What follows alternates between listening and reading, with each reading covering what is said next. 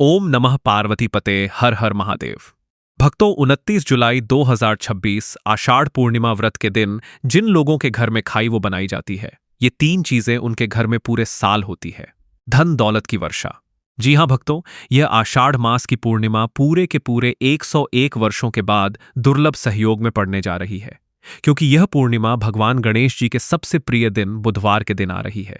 तो ऐसे में इस पूर्णिमा का महत्व भी बहुत अधिक बढ़ जाता है। और भक्तों, 29 जुलाई आषाढ़ पूर्णिमा व्रत के दिन भले ही कुछ मत खाना, लेकिन एक चीज जरूर खा लेना। भगवान विष्णु जी और माता लक्ष्मी की कृपा से आपके घर में इतना पैसा आएगा कि संभाल नहीं पाओगे। इसके साथ ही भक्तों, इस व्रत को करने से 100 राजसूय यज्ञ और 1000 अश्वमेध यज्ञ के फल के समान पुण्य प्राप्त होता है। साथ ही भक्तों, हम आपको यह भी बताएंगे कि चाहे कुछ भी हो जाए, लेकिन 29 जुलाई आषाढ़ पूर्णिमा व्रत पर ऐसा खाना घर में भूलकर भी मत बनाना, और ना ही उसे खाना पूरा घर परिवार बर्बाद हो जाता है। साथ ही भक्तों, इस वीडियो में जानेंगे 29 जुलाई बुधवार आषाढ़ पूर्णिमा व्रत पर ऐसा क्या खाना चाहिए जिससे कि आपके जीवन में भगवान विष्णु और भगवान शिव की कृपा प्राप्त हो। साथ ही भक्तों, इस वीडियो में हम आपको यह भी बताएंगे कि 29 जुलाई आषाढ़ पूर्णिमा व्रत पर भूलकर भी ये 5 काम कभी मत करना, नहीं तो कंगाल होते देर नहीं लगेगी।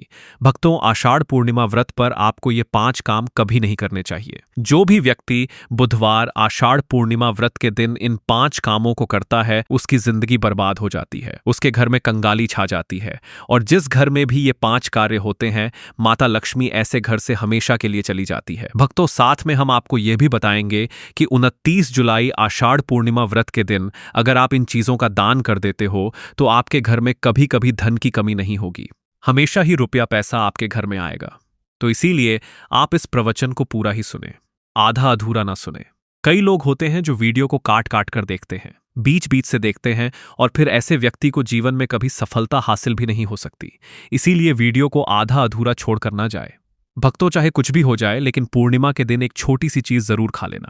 आपको करोड़पति बनने से विधाता भी नहीं रोक पाएंगे, क्योंकि 101 वर्षों के बाद आषाढ़ में आषाढ़ पूर्णिमा व्रत ऐसे शुभ समय में पड़ने जा रही है। और आषाढ़ पूर्णिमा व्रत हिंदू धर्म के लोगों के लिए सबसे श्रेष्ठ मानी जाती है। और भक्तों, इस दिन किया गया कोई भी उपाय कभी भी निष्फल नहीं जाता, बेकार कार नहीं जाता, मतलब हमेशा लाभ ही लाभ प्रदान करवाता है। चलिए भक्तों, अब हम आपको आषाढ़ पूर्णिमा व्रत की थोड़ी सी जानकारी दे देते हैं।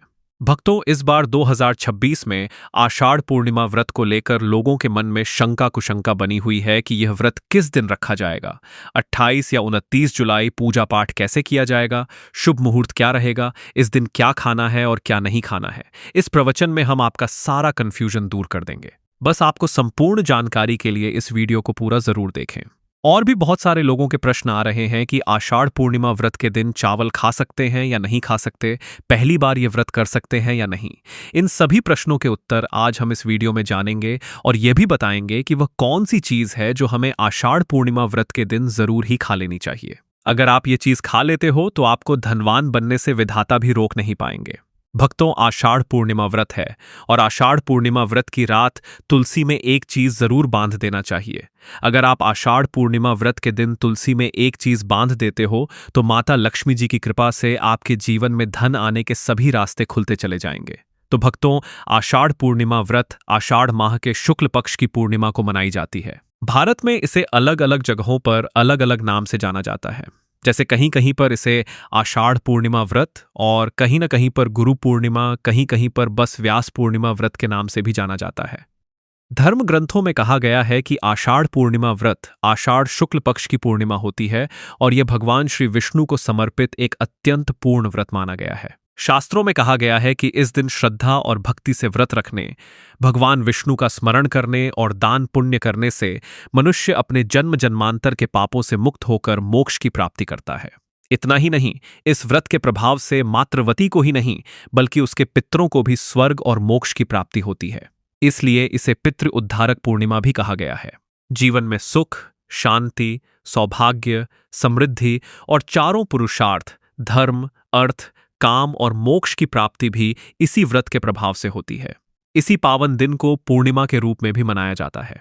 द्वापर युग में कुरुक्षेत्र की युद्ध भूमि पर भगवान श्री कृष्ण ने अर्जुन को जो दिव्य ज्ञान प्रदान किया था, वही अमृत तुल्य उपदेश श्रीमद् भगवद गीता इसी दिन प्रकट हुई थी। गीता का ज्ञान केवल एक युद्ध का उपदेश नहीं, बल्कि समस्त मानव जाति के लिए धर्म, कर्तव्य, सत्य और भक्ति के मार्ग को दर्शाने वाला शाश्वत ग्रंथ है। इस दिन गीता का पाठ, श्री कृष्ण पूजन, व्रत और सत्संग करने से व्यक्ति का जीवन आध्यात्मिक रूप से प्रकाशित होता है और उसे भगवान के चरणों की निकटता प्राप्त होती है। धार्मिक मान्यताओं के अनुसार आषाढ़ पूर्णिमा व्रत का व्रत आपकी आत्मा पर बोझ नहीं, बल्कि समस्त पापों का शमन करने वाला होता है। भक्तों, चलिए सबसे पहले हम आपको बता देते हैं कि आषाढ़ पूर्णिमा व्रत की सही डेट टाइम क्या है। फिर हम आपको बारी बारी से सभी जानकारी बताते हुए चलेंगे और ये भी बताएंगे कि वह कौन सी चीज़ है जो हमें आषाढ़ पूर्णिमा व्रत के दिन ज़रूर ही खा लेनी चाहिए। और भक्तों, साथ में हम आपको बताएंगे कि इस दिन एक चीज़ भूल कर भी नहीं खानी चाहिए। अगर आप ये चीज़ भूल कर भी खा लेते हो तो आपके घर में अनहोनी हो सकती है। तो ऐसा अनर्थ काम भूल कर भी मत करना और अनर्थ होने से पहले वीडियो को आप पूरा ज़रूर देख लेना। तो चलिए भक्तों, जानते हैं आषाढ़ पूर्णिमा व्रत की सही डेट टाइम के बारे में।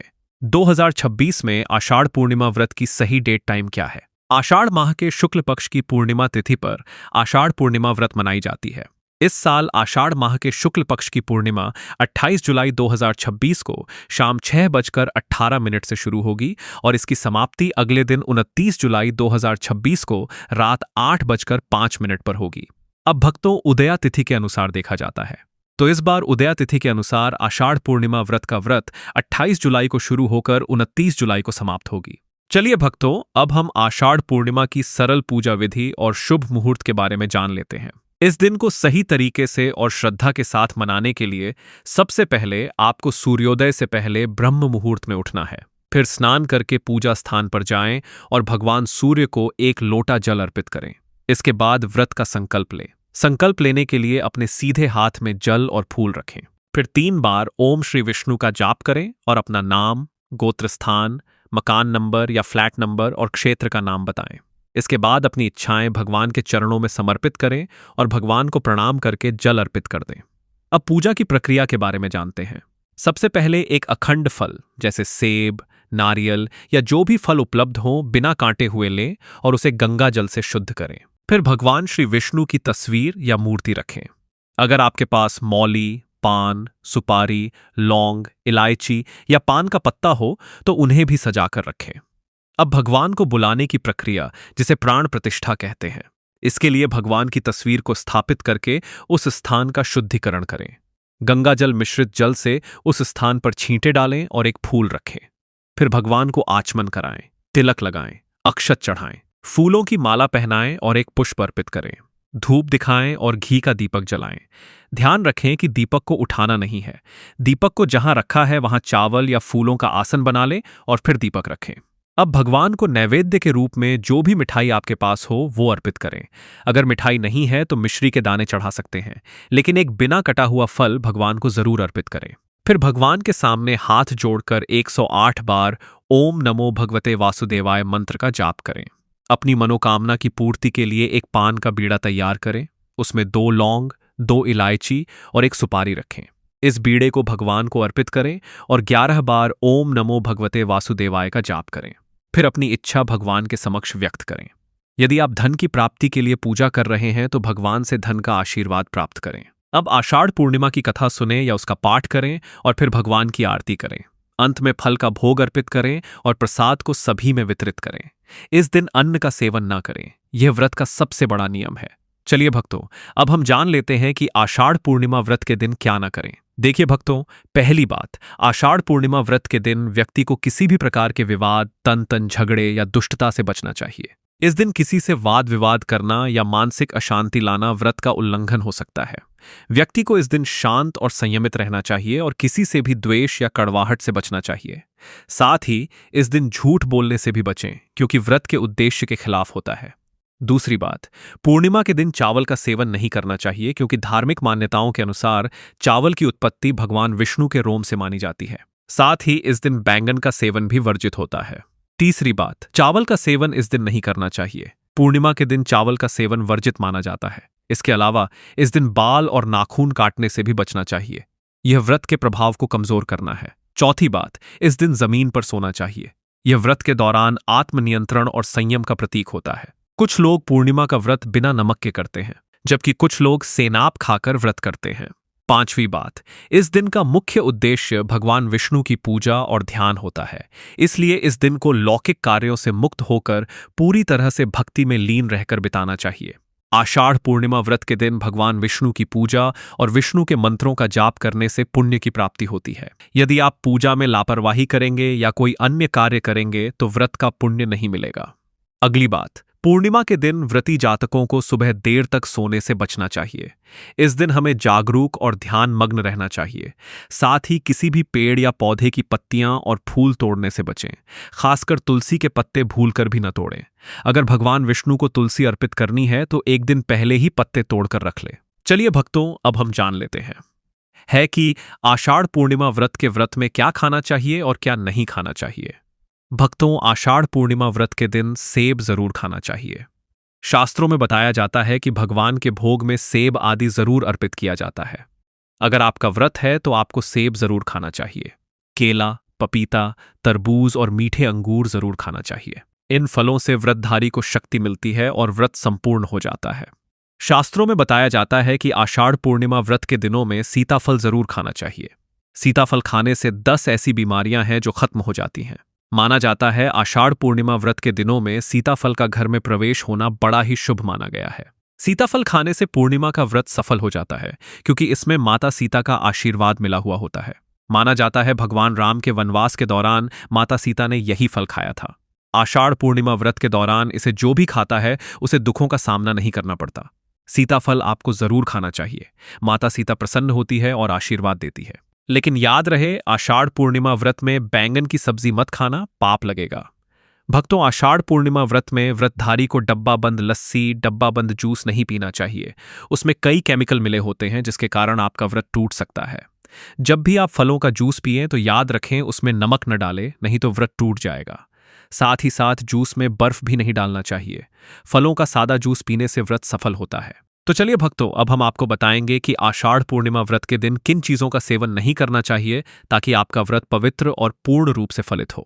भक्तों, पहली चीज, खट्टे पदार्थ। पूर्णिमा के दिन खट्टे खाद्य पदार्थों का सेवन भी करना वर्जित माना जाता है, जैसे कि आम, इमली, दही, खट्टे फल आदि या खट्टे पदार्थ तामसिक गुणों को बढ़ाते हैं, जिससे मानसिक स्थिति पर नकारात्मक प्रभाव पड़ सकता है। धार्मिक दृष्टि से भी खट्टे पदार्थों से शरीर में नकारात्मक ऊर्जा का संचय होता है, जो व्रत के उद्देश्य के खिलाफ है।